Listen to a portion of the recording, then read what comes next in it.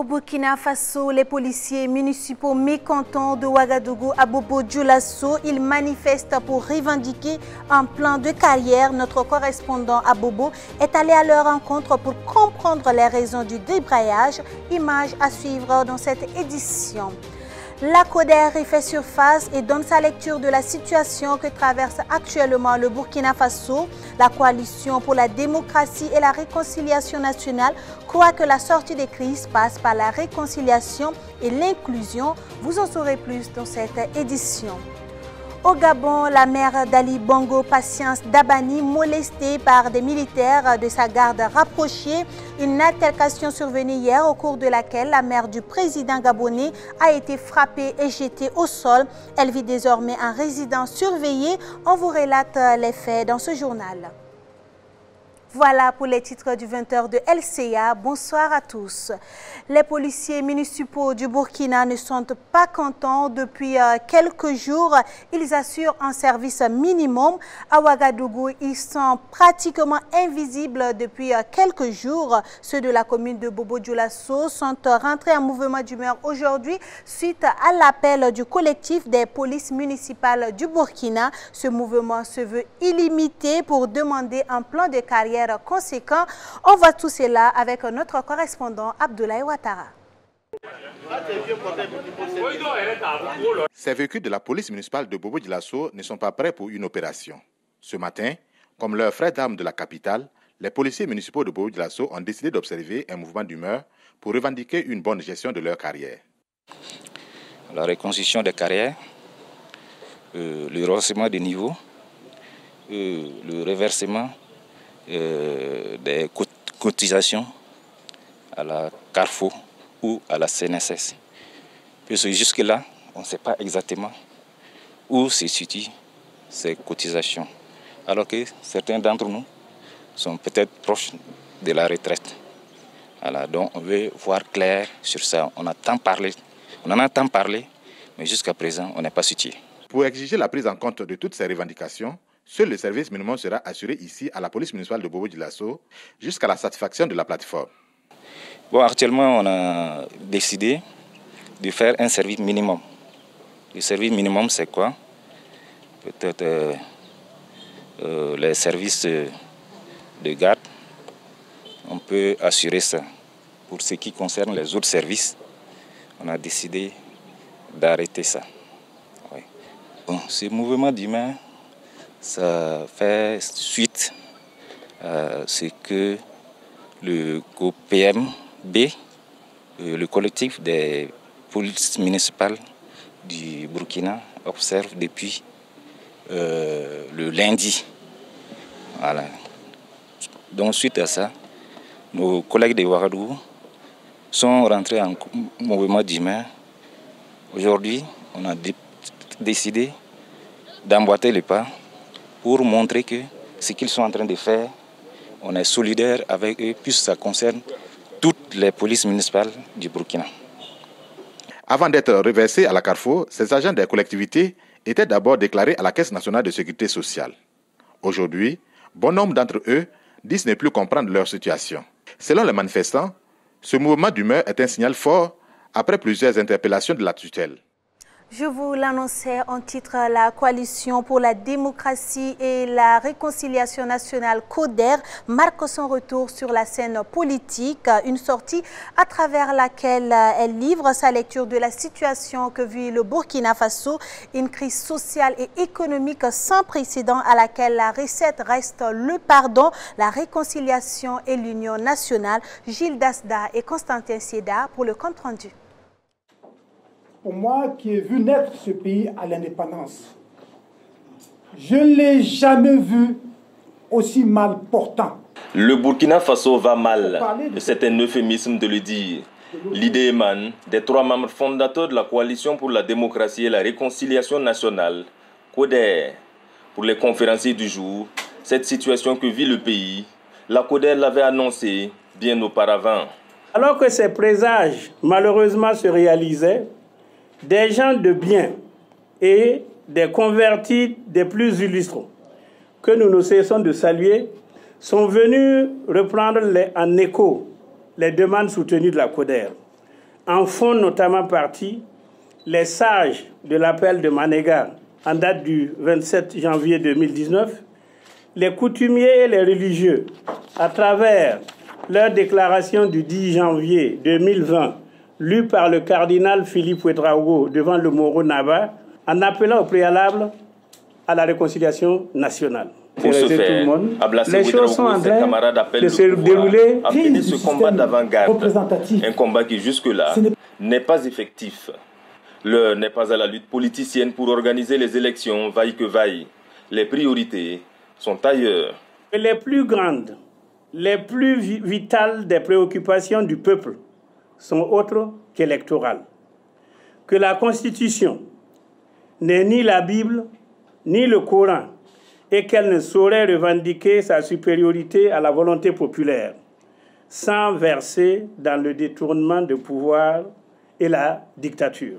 Que pour décider en période de crise, particulièrement de questions intéressant la vie de la nation, c'est au peuple qu'il faut en référer par les moyens les plus indiqués, comme le référendum, comme la conférence ou le dialogue national. Par ricochet, toute question relative aux préoccupations majeures de la nation burkinabé doit se faire de façon concertée, mais une concertation véritable et large de l'entendement de la CODER. Que le pouvoir s'entourera seulement du CEFOP et de son cadre de concertation pour décider des questions nationales, il continuera de perpétuer l'exclusion. Que le pouvoir s'ouvre à un échantillon plus conforme aux réalités nationales, aux diverses forces sociales, aux coutumiers, aux religieux, aux partis indépendants, et il aura, sur les préoccupations nationales, un autre son de cloche. La CODER est une entité créée en octobre 2016. La coalition est déjà auteur d'un mémorandum pour la réconciliation, un document remis au président du Faso en février 2018, sans aucune réaction. Jusque-là. Une enquête de sa propre initiative. Du côté du Mali, la force du G5 Sahel inaugure un nouveau poste de commandement à Bamako. La force conjointe n'avait plus de poste de commandement depuis l'attaque contre son quartier général à Sévaré en 2018. Cette attaque avait fait 3 morts, dont 2 militaires maliens. Le nouveau poste est construit par la MINUSMA et financé par l'Union européenne. La force conjointe créée en 2017 par le G5 Sahel veut venir à bout des violences djihadistes mêlées à des conflits intercommunautaires qui ont fait 4000 morts au Mali, au Niger et au Burkina Faso en 2019, soit 5 fois plus qu'en 2016 selon l'ONU. Nouvel espoir de pourparlers pour arrêter la guerre en Libye. La mission des Nations Unies en Libye s'est félicitée que le gouvernement dit d'Union nationale GNA de Tripoli et l'armée dite nationale libyenne ANL, fidèle au maréchal Haftar, ont accepté de renouer le dialogue dans le cadre de la commission mixte militaire proposée fin février. Une première réunion par visioconférence est tenue entre l'émissaire par intérim de l'ONU et les 5 membres de la délégation loyale à Khalifa Haftar. Une réunion similaire avec la délégation du GNA est prévue dans les jours à venir, a annoncé l'ONU. Ces démarches de rapprochement sont quelque peu brouillées par les hostilités entre les belligérants. Les forces fidèles GNA ont annoncé hier soir avoir entièrement libéré l'aéroport international de Tripoli ainsi que la banlieue de la capitale. Une annonce qui fait suite à des violents combats qui ont eu lieu durant plusieurs jours dans cette zone. L'actualité Covid-19 à présent, la nouvelle est venue de Jeune Afrique et commentée par les médias burkinabés. Elle stipulait que Roch-Marc Christian Kaboré préférerait l'expertise extérieure pour préparer l'après-Covid-19. Selon le Canard, le chef de l'État burkinabé aurait missionné à mi-mai le cabinet américain d'Alberg pour préparer un plan pour sortir de la crise économique dans laquelle le coronavirus a plongé le pays. Eh bien, c'est faux, rétorque la présidence du Faso dans un communiqué publié aujourd'hui même. La présidence précise que le président du Faso n'a pas commandé des services de préparation de l'après-Covid-19 auprès du cabinet cité. Pour faire face à la crise sanitaire, le président Kaboré avait d'ailleurs pris un certain nombre de décisions importantes. Vous vous souvenez, le 2 avril dernier, le chef de l'État annonçait au cours de son allocution à la nation des mesures d'accompagnement pour soutenir les secteurs d'activité et les couches sociales affectées par les mesures de restriction de lutte contre la COVID-19. Quelques mois après sa mise en œuvre, le gouvernement a initié un conseil de cabinet pour constater l'état d'avancement des mesures prises par le président du Faso. C'était ce matin même à Ouagadougou en présence de Alain Koulibaly et de Achille Ouedraogo.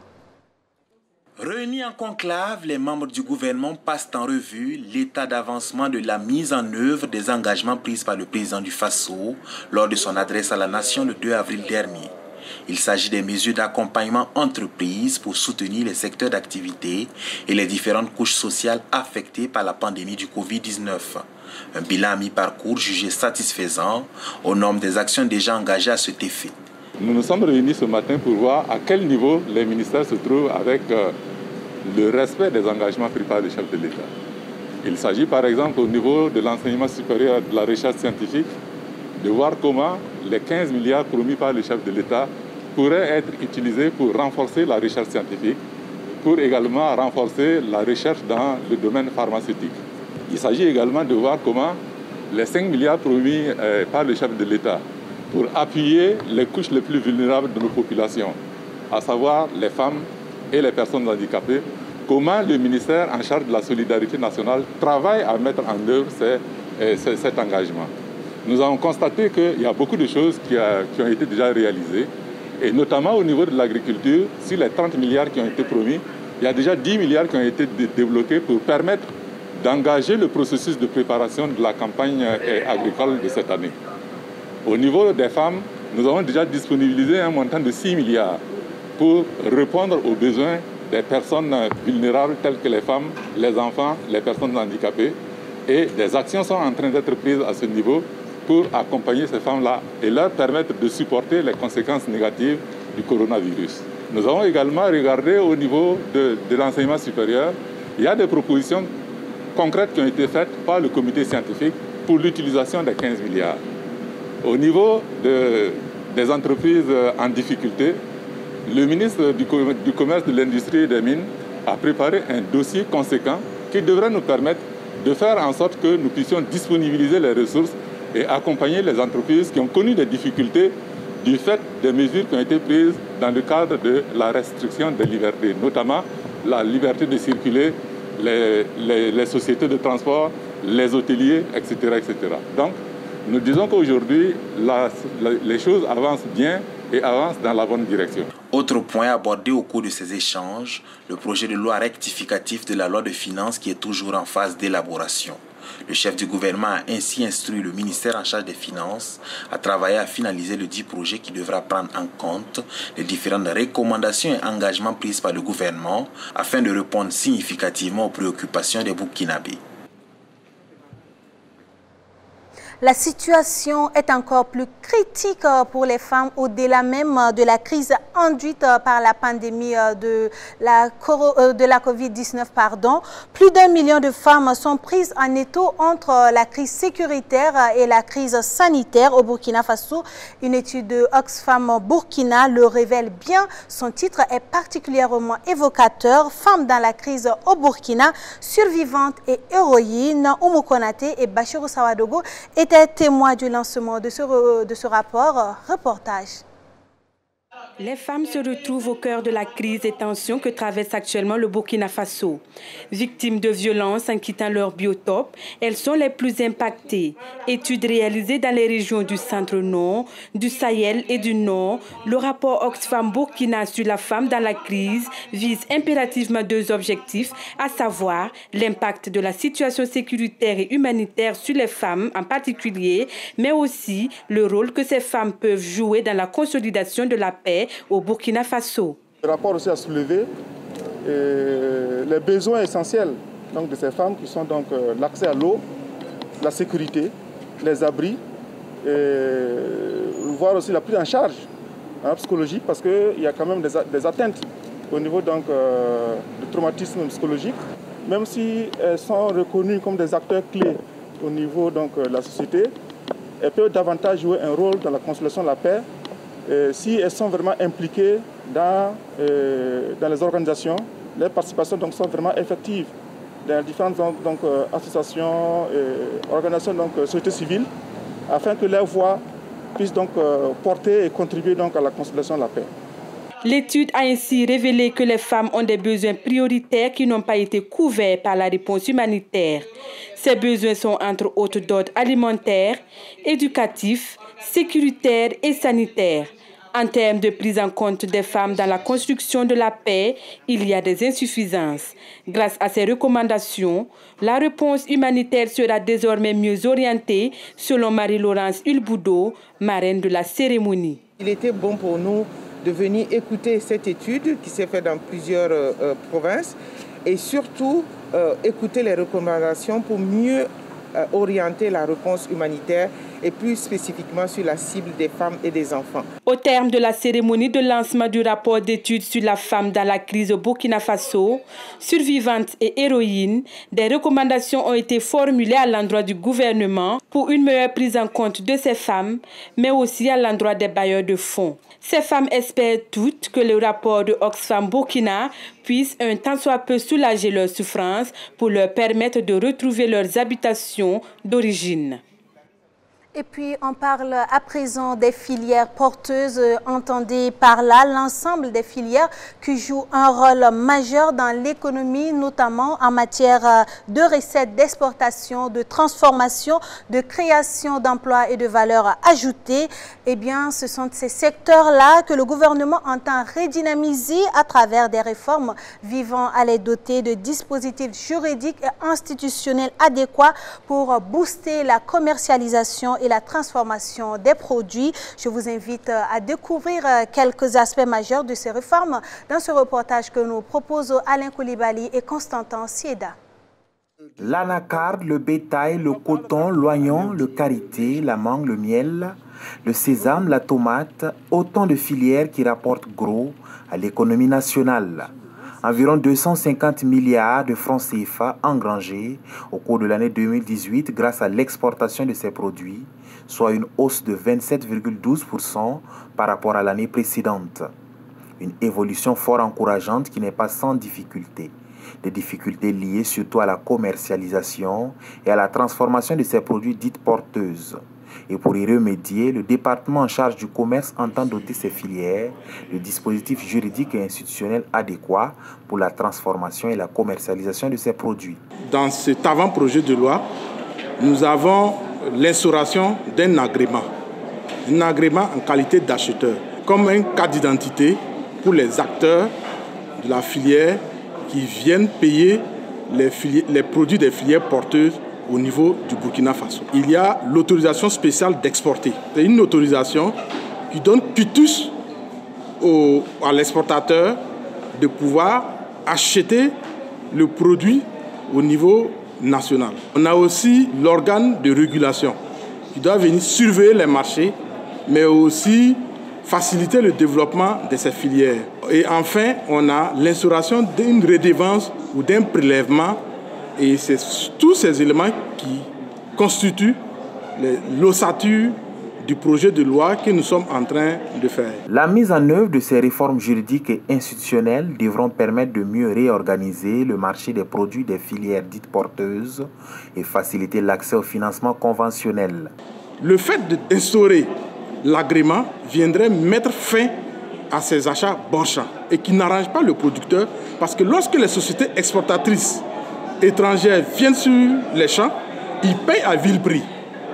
Ils payent à des prix qui ne sont pas rémunérateurs pour le producteur. Et en ce moment, un très grand manque à gagner pour le producteur, pour l'économie nationale, mais c'est pour le pays. Ce n'est pas une innovation du Burkina, mais c'est d'éviter que les autres marchés qui sont organisés, lorsqu'on lance les campagnes, les sociétés exportatrices abandonnent les marchés organisés et ils viennent au Burkina pour, si j'ai pu m'exprimer, et faire de la pagaille. Et nous aussi, on va s'insérer dans cette dynamique d'organiser nos marchés à travers, bien sûr, la loi que nous sommes en train de prendre qui porte sur la commercialisation et la transformation des produits des filières porteuses. Cette politique de réforme a également conduit le ministère en charge du commerce à mettre en place le Conseil burkinabé d'Anacarde et la Brigade mobile de contrôle et de la répression de la fraude. Deux structures visant à améliorer le cadre institutionnel d'encadrement, d'appui et d'accompagnement des filières porteuses. Qu'est-ce qui se passe dans les secrets des palais de Libreville? En tout cas, la question mérite son pesant d'or au regard de ce que vient de vivre la première dame du pays. La mère du président, Joséphine Kama, alias Patience Dabani, aurait été molestée par des militaires de la garde république en charge de sa sécurité. Une version corroborée par un témoignage de Patience Dabani qui évoque bien l'incident survenu à son domicile de Libreville, que je vous invite à écouter. Attention de me soulever, la jeter à terre. Tu dois la sortir, tomber comme mes pieds étaient sur le portail. Ils m'ont tiré pour pouvoir fermer le portail. Mais moi, on nous a dit que tu dois pas sortir seul. Je dis, mais je ne peux pas sortir seul. Toi, tu es parti, le chauffeur a ouvert le portail. Tu es parti ouvrir le portail. Il fallait monter dans la voiture et me trouver en bas pour qu'il m'emporte. Mais vous venez me taper comme ça là. Mon sac est tombé à côté, ma foulard est tombée à côté. C'est les gars qui sont là maintenant. C'est que vous-même, monsieur, papa, ce soir-là. Et tout le monde passait. Il y a les gens qui étaient à l'immeuble là, ont filmé même. Et même ils sont allés là-bas pour prendre le film, je ne sais pas. Alors il y a un qui passait, qui s'est garé chez moi à pleurer et a appelé mon neveu, ma nièce que non, ce qu'on fait à maman avec les gars là, j'ai jamais vu une chose pareille. Je suis resté première dame de 35 ans dans ce pays. Je n'ai jamais reçu une situation comme ça. Moi-même, je ne connais pas le pouvoir. Les gars devront me frapper, toucher mon corps, me soulever puis me jeter par terre. Au vu aussi de tout le monde. Et dans la terrasse.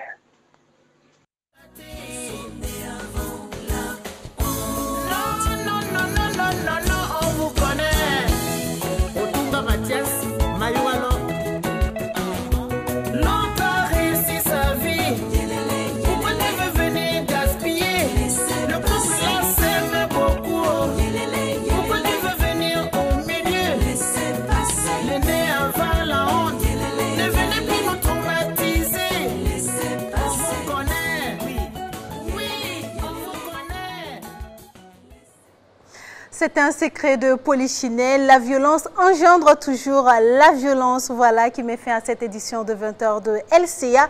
Benjamin Kwame vous retrouve demain à la même heure. D'ici là, passez d'excellents moments en compagnie de nos programmes. Bonsoir.